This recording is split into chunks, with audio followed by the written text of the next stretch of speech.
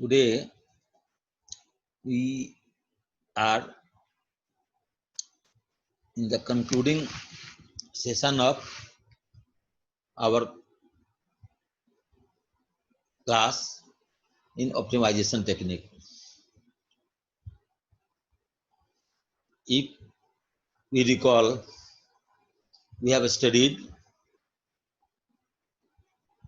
linear programming problems, its formulation and mathematical modeling,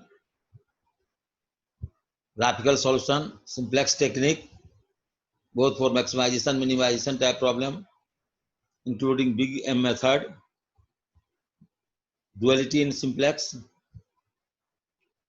relationship between primal and dual simplex method, then transportation problem, assignment problem, and then network scheduling by CPM and PERT.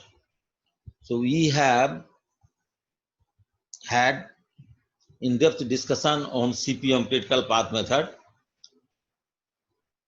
how to draw a network, how to calculate the earliest start and earliest finish, latest start and latest finish time, critical path, and different types of floats or slacks.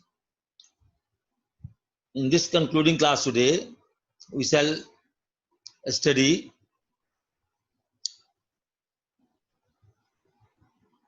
the probabilistic time model of PERT, Programming Evaluation Review Technique. So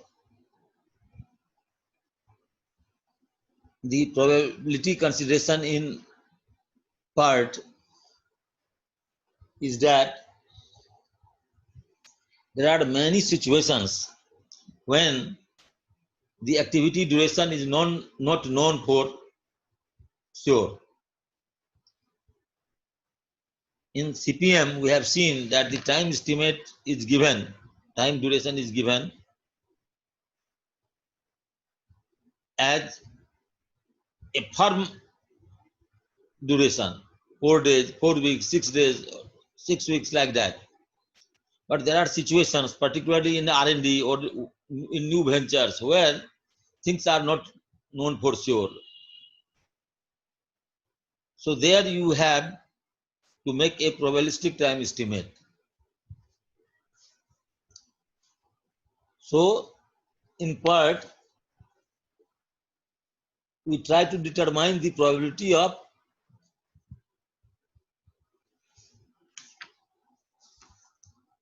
the estimated activity time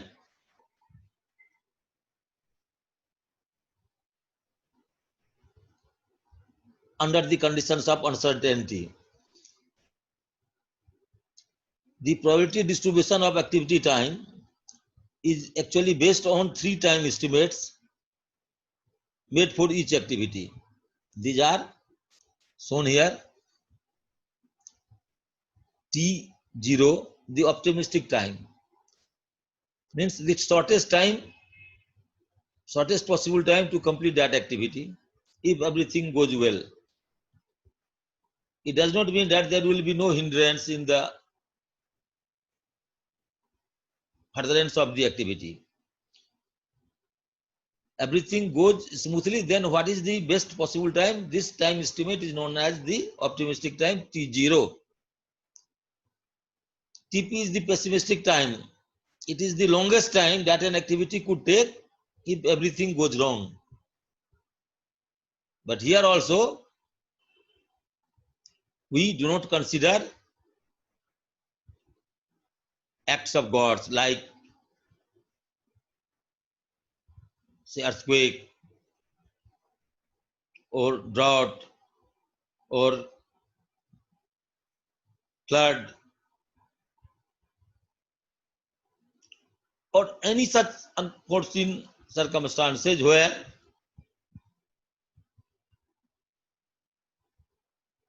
things get delayed inordinately. Consider the present time of pandemic. Nobody knows till what time this pandemic will continue. So such acts of God are not considered here. But if everything goes wrong, what is the worst time, what is the worst possible thing that could happen, means when, what is the longest time that it would take to reach there. So this time is known as pessimistic time. And the third time is the most likely time. This is known as TM. TM is the most likely time. This is the estimate of normal time an activity would generally take. If only one time were available, then we consider this most likely time only.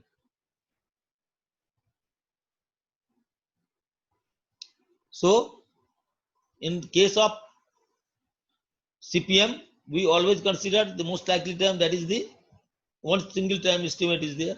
In PERT, we have three time estimates: optimistic time, pessimistic time, and most likely time.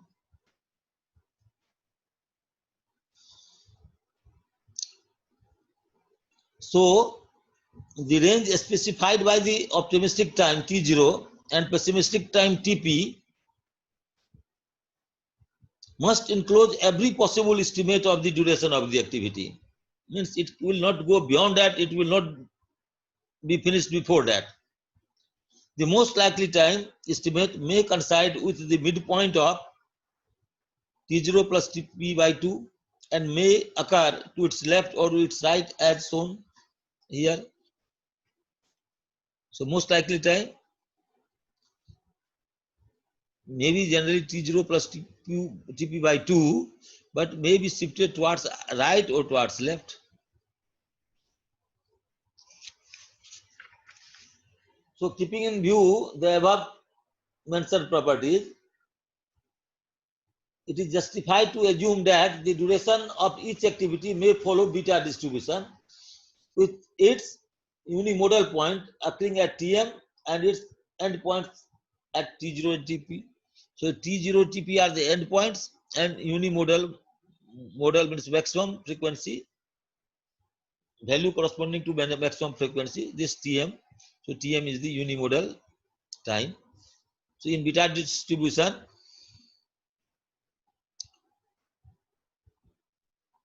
the time estimated time is actually simply, this is 1/3 of this. So we simply say estimated time is T0 plus 4 times Tm plus Tp by 6.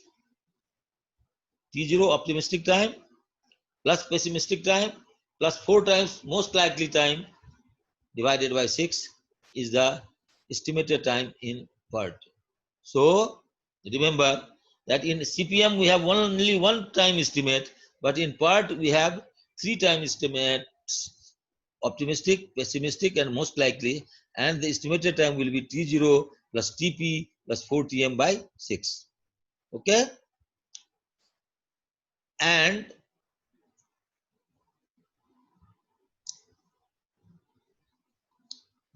the say if sigma is the standard deviation, then 6 sigma is equal to Tp minus T0. So sigma standard deviation is equal to Tp minus T0 by 6, and the variance is equal to sigma square is equal to Tp minus T0 by 6 whole square. So if you have to calculate the variance of each and every activity or standard deviation of any activity, then this is the formula we use.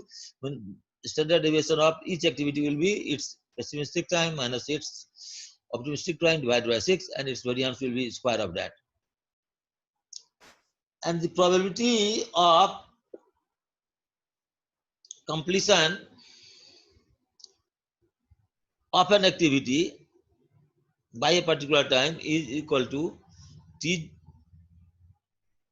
S minus T by sigma E. Sigma is the standard deviation of the estimated time, T is the estimated time, and Ts is the scheduled time. Scheduled time minus estimated time by sigma E is the probability of completing the project by scheduled time, Ts. So T is here expected completion time. Sigma is the number of standard deviations. The schedule time lies from the expected mean time, or simply the standard deviation of the schedule time. So now we take this example and make use of the above formula for estimating the estimated time in PRT part. Say a project consists of 8 activities. These are the activities A, B, C, D, E, F, G, H. 8 activities. A, B, C, and D. A, B, and C do not have any predecessors. D has a predecessor of A. E has a predecessor of B. F has a predecessor of C. G is preceded by D and D, and H is preceded by F and G. Their estimated time durations, optimistic, most likely, and pessimistic, are given here. So what we first, the problem is draw the PERT network and find out the expected project completion time. Then what duration will have 90% confidence for project completion? In what time the project will be completed? What with 90% confidence level means how can you become what time for what time you can be confident up to 90% that the project will be completed by that period. So first we do what? For each activity we write here the optimistic time is say 1. Activity A, the optimistic time is 1, most likely is 1, and pessimistic time is 7 days.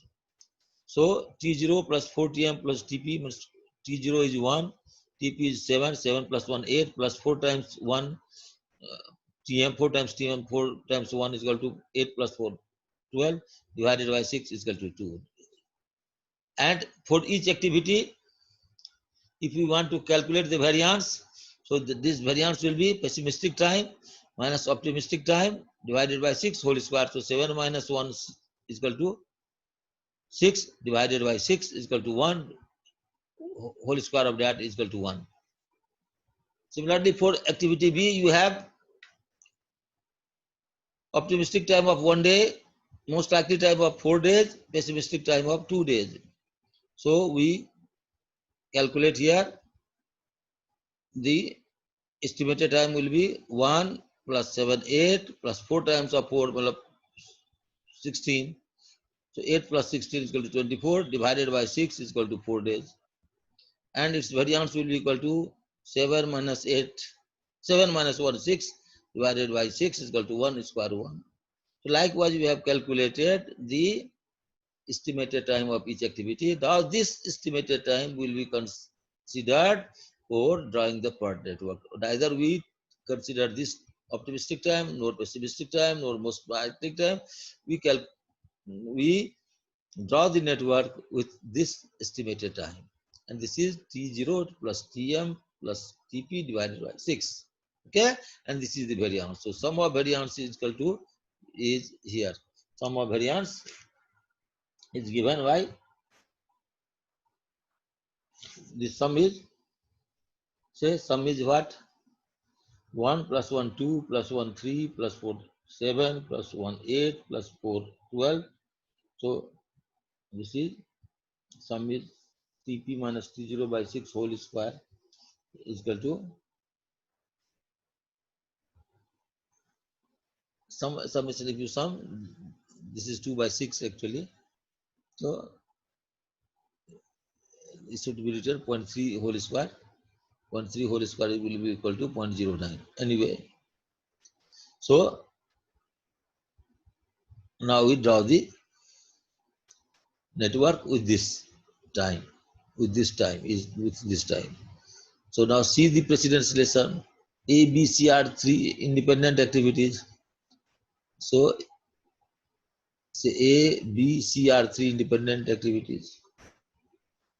Now it says means 3 independent activities, all 3 originate from the zero line. Zero line means when the project starts. So let the first event be 1, and the 1, 2 represents activity 1, 2 or A, 1, 3, represents activity B and 1/4 represents the activity C. It has 4 days of estimated time, 2 days of and 3 days estimated time. C in this example. A has 2 days, B has 4 days, C has 3 days. This estimated time. A has 4 days, B has 2 days, B has 4 days, and C has 3 days. A 2 days, B is 4 days, and C 3 days. Okay. Now D has a precedence of A, so D activity D will start after A. E starts after B, so E starts after B. F starts after C, so F starts after C. And this starts after G and F, so this and G and F. And this starts after H, so this. Now by forward like CPM, you can calculate the time. So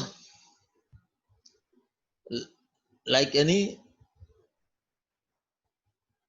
problem of CPM, we can calculate by forward past method and backwards past method the E1 and L1 for each activity, earliest start and latest start time. So this shows that 1, 3, 5, 6 and 7, which is shown by a thick line. 1, 3, 5, 6 and 7. This is shown by a thick line because the critical path is always shown by a thick line. So this becomes a the critical path. So critical path is 1, 3, 5, 6, 7, and this is equal to 19 days. So the project variance is the summation of all sigma square. So these are the sigma square. These are the sigma square. If you sum up the sigma squares, you get here. If you sum up the sigma square, then this is the sigma square comes to 1 plus 4 5 plus 4 9 plus 0.11 9.11. So sigma square 0.91. So sigma is equal to 3.02. Now T. Now for 95% confidence level, you know, in a normal curve, 95% corresponds to x bar value is equal to 1.645. So middle at plus 0.45, 0.95. So this is will be equal to for 95% Ts minus T upon sigma E is equal to 1.645. So Ts is equal to this Ts will be equal to sigma E into 1.645 plus T. 1.645 into 3.02. 3.02 is sigma E plus T and is 90 days equal to 24 days. So hence 24 days of project completion time will have 95% confidence of completion in the schedule time. So this is the calculation. So you have understood how to calculate the estimated time of each activity in part and how to calculate the variance and how to find out the confidence level or the time by which the project will be completed for a particular confidence level. Okay. Now I take another example also. Here these are the activities. IJ activity 1, 2, 1, 3, 1, 4 like that. Instead of giving one single name of activity, nodes are given. IJ activity IJ means this is the starting node, this is the finishing node. So 1 is the starting node, 2 is the finishing node. This is a simple problem now. So 1, 2, 1, 3, 1, 4 like that. So from one activity and node 1, 2, 3, 4 are going. So 2, 5, 3, 5, 4, 6, 5, 6, and their optimistic and pessimistic times are there. And then we have to find out the project network. First, we have to draw the project network. Then expected duration of the variance of each activity, and expected project length means expected duration, critical path. We have to find out. Then variance and standard deviation of project length.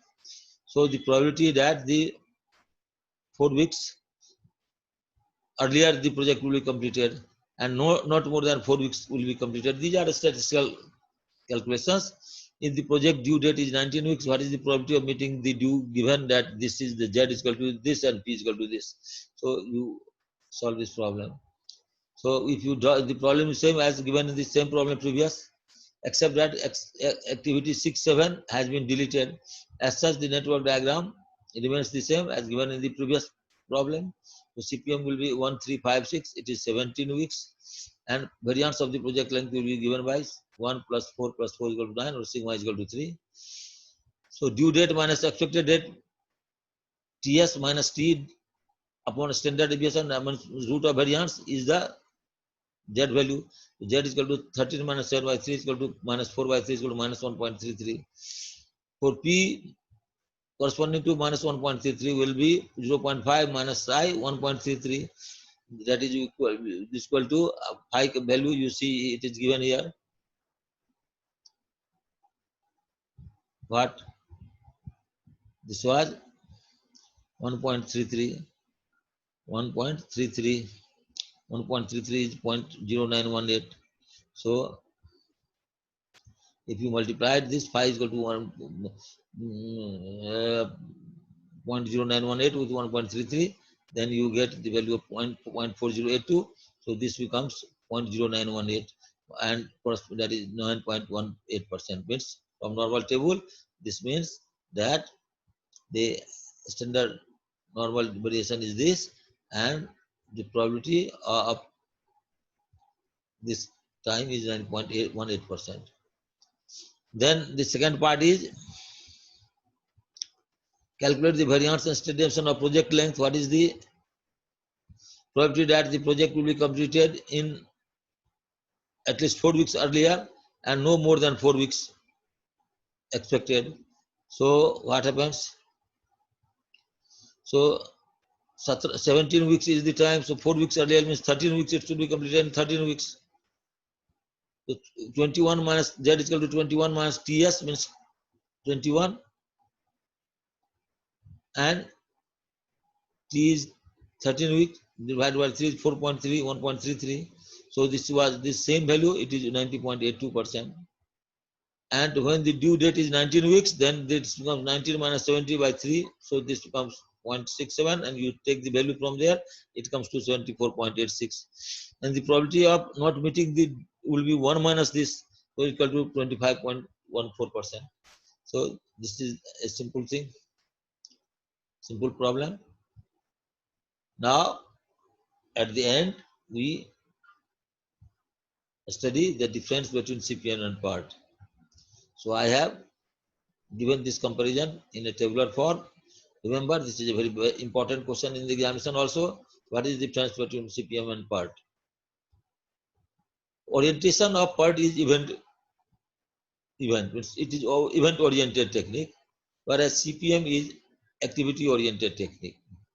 What does it mean? That in PERT, we give the time estimates of each and every node event, whereas we try to give the time estimate of activities in the CPM. Type of model, this is the probabilistic model, which is characterized by uncertainty in the duration of a project. It is a deterministic, CPM is a deterministic model because it is characterized by certainty in the duration of the project. For example, every civil engineer has enough experience of, say, making buildings. So he knows for sure how much time a building will take. But if altogether a new structure or new model is given, or you have to develop, say, now pandemic is going on, corona pandemic is going on, and every country is trying its best to develop its vaccine. So if you have to give a time estimate for this vaccine, so it cannot be said for sure that vaccine will be available in the market by this time. So this is a probabilistic model, and here we shall apply PERT part. So in PERT, movement focus is on the completion of the project on time, whereas